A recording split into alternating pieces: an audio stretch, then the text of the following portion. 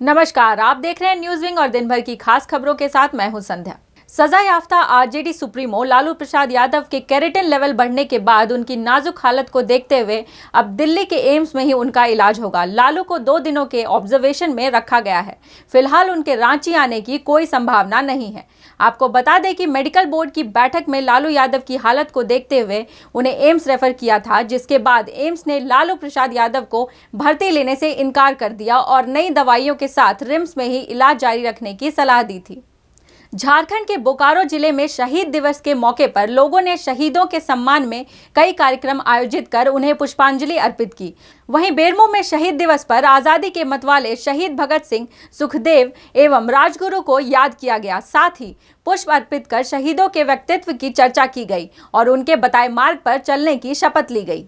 जल जंगल जमीन और आदिवासियों के धार्मिक मामलों की जमीन लूट पर रोक लगाने की मांग को लेकर बुधवार को कई आदिवासी संगठन विधानसभा घेराव करने निकले। हालांकि विधानसभा पहुंचने से पहले ही प्रशासन ने प्रदर्शनकारियों को रोक दिया, जिसके बाद प्रदर्शनकारियों और आदिवासी संगठन के कार्यकर्ताओं ने वहीं सड़क पर ही बैठकर आम सभा की। 51 एकड़ है, उसमें 20 एकड़ जो है अंगूठा कटाने वाले एकलव्य को दे दिएगा और ये हम लोग बर्दाश्त नहीं करेंगे, इसलिए उसको रद्द करने का मांग और 51 एकड़ जमीन जो है वीर बुजुर्ग स्मारक स्थल को जो है बंदोबस्त करने का मांग और उस टोंगरी को बचाने के लिए जितने भी केस हुए हैं उसका हम वापसी का मांग करते हैं। और हमारे पूर्वज के कारण CNT कानून बना और आज CNT के साथ बलात्कार हो रहा है, हमारे जमीन के साथ बलात्कार हो रहा है। आज जो है सादा कागज में जमीन जो है बिक रहा है आदिवासियों का। हमारा धार्मिक और सामाजिक जमीन सुरक्षित नहीं है, हमारा पूजा स्थल सुरक्षित नहीं है। SAR कोर्ट से हजारों हजार एकड़ जो है गैर आदिवासियों को कंपनसेशन के माध्यम से दे दिया गया, लेकिन आदिवासी के नाम पर करीब 5000 एकड़ जो है दखलदानी केस लंबित है। जब गैर आदिवासी का मामला होगा तो हाई कोर्ट तुरंत आदेश देता है, तो जिला प्रशासन तुरंत उनको धंसाता है। लेकिन आदिवासी को जो है करीब 22 साल से हुए कागज लेके घूम रहा है, लेकिन उसको दखलदानी ये सरकार के लोग नहीं दे रहे हैं। ग्रास रूट कांग्रेस कार्यकर्ताओं का राज्यव्यापी सम्मेलन 29 मार्च को पुराना झारखंड विधानसभागार सेक्टर 2 में होने जा रहा है, जिसे लेकर प्रदेश कांग्रेस कमेटी के वरिष्ठ नेता आलोक कुमार दुबे, लाल किशोर नाथ सहदेव एवं डॉक्टर राजेश गुप्ता ने संवाददाता सम्मेलन के माध्यम से जानकारी देते हुए बताया कि ग्रास रूट कांग्रेस कार्यकर्ता सम्मेलन में राज्य के विभिन्न जिले के पार्टी कार्यकर्ता हिस्सा लेंगे। साथ ही साथ सभी विधायकों, कांग्रेस कोटे के मंत्री, पूर्व सांसद, पूर्व विधायक सहित केंद्रीय नेताओं को भी आमंत्रित किया गया है।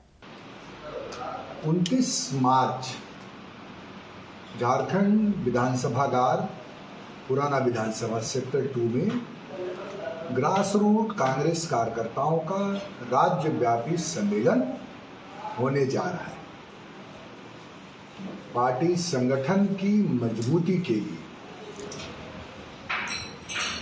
जिस तरह से संगठन कमजोर हो रहे हैं,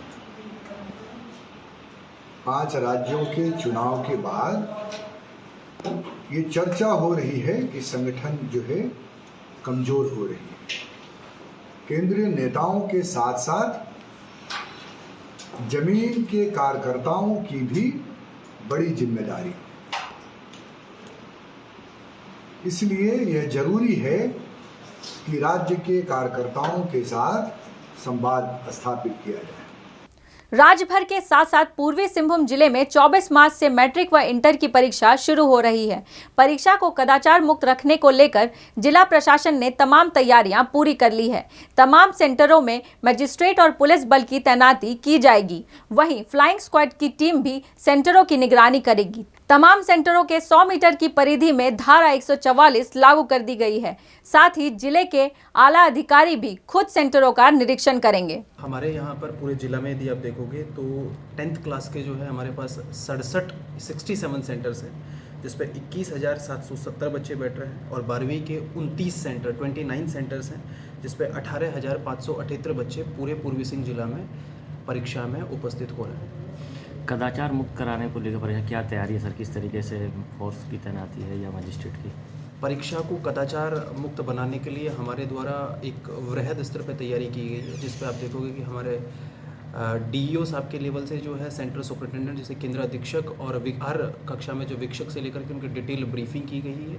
हर परीक्षा केंद्र पर, चाहे वो 10th का हो चाहे 12th का हो, वहाँ पर static magistrate with force present रहेंगे, जिससे किसी तरीके की कोई कदाचार की संभावना ना हो। सेम चीज़ जो है 12वीं कक्षा में भी रहेगा। उसके साथ में जो है एक जोनल या फ्लाइंग स्क्वाड बनाई गई है, जो प्रश्न पत्र लेकर के 2 या 3 सेंटर उनको बांटे गए हैं। हर फ्लाइंग स्क्वाड वालों को वो प्रश्न पत्र जो हमारे वज्रगृह से लेकर के वो वहाँ तक केंद्र तक जाएंगे। केंद्र पर जाने के बाद वो जब एक बार पेपर उनको हैंडओवर कर देंगे सेंट्रल सुपरिटेंडेंट को और स्टैटिक मजिस्ट्रेट को, उसके बाद वो संबंधित परीक्षा केंद्रों में भ्रमणशील रहेंगे उस 1.5 घंटे की अवधि में जब तक परीक्षा चलेगी, जिससे किसी तरीके का कदाचार की संभावना ना हो।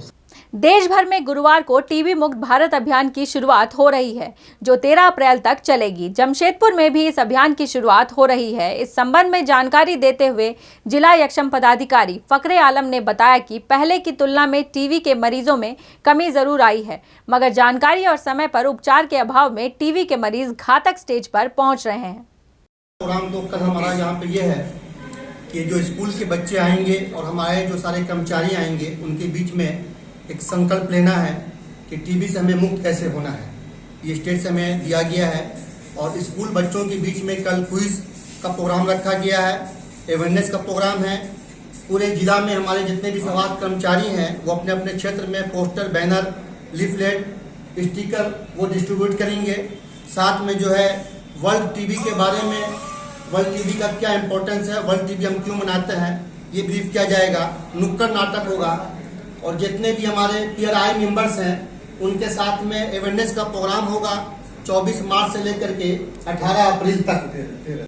रामगढ़ के कुज्जू क्षेत्र अंतर्गत तोरपा कोलियरी में रैयत विस्थापित प्रभावित मजदूर मोर्चा और इकलाबी नौजवान सभा के संयुक्त बैनर तले देशव्यापी प्रतिरोध दिवस पर युवा अधिकार मार्च निकाला गया, जहां वक्ताओं ने कहा कि नरेंद्र मोदी ने 2014 में चुनावी वादा किया था कि प्रत्येक वर्ष 2 करोड़ लोगों को रोजगार से जोड़ा जाएगा, लेकिन मोदी सरकार के सभी वादे फेल हो गए हैं। आज इनकलाबी नौजवान सभा के द्वारा पूरे देश में छात्र युवा अधिकार मार्च पूरे देश में निकाला जा रहा है। केंद्र की जो मोदी सरकार जिस वादे के साथ आई थी 2014 में, इन्होंने वादा किया था हर साल 2 करोड़ लोगों को, 2 करोड़ बेरोजगार युवाओं को रोजगार देने का काम करेंगे। लेकिन हम लोगों ने देखा 2014 के बाद रोजगार तो छोड़ दीजिए, लगातार यहाँ रोजगार जो रोजी रोजगार था उसको भी छीनने का काम कर रही है। तो अभी हम देखेंगे, चाहे सेल हो, LIC हो, जितना पब्लिक सेक्टर की कंपनियां, रेलवे हो, जो बड़े पैमाने पर लोगों को रोजगार, वहां से छात्र नौजवानों को जो एक रोजगार मिलने का जो संसाधन थी, संस्था थी, उसको ये जो केंद्र की जो मोदी सरकार है इसको आम लोगों के हाथों से छीनने का काम कर रही है। तो इसी के खिलाफ में आज पूरे देश में जो नौजवानों के बीच में जो एक हताशा, जो निराशा है, इसको एक नौजवानों को आगे बढ़ने की जरूरत है। बाकी की खबरों के लिए जुड़े रहें न्यूज़ विंग के साथ। नमस्कार।